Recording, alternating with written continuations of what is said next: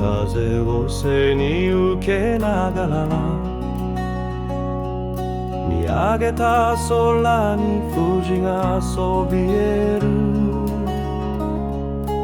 真っ白な雪がしんと降り積もり心の奥に染み渡る景色。悩み事も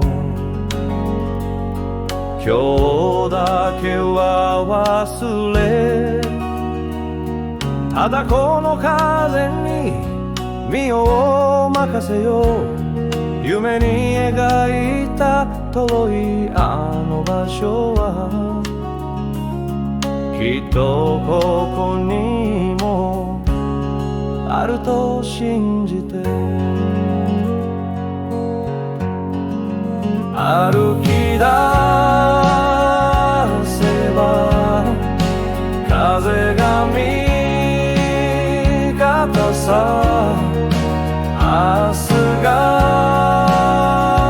まだ見えなくても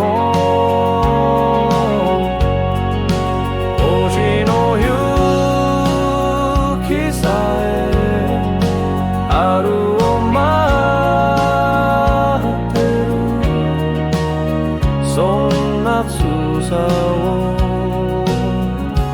君に伝えたい。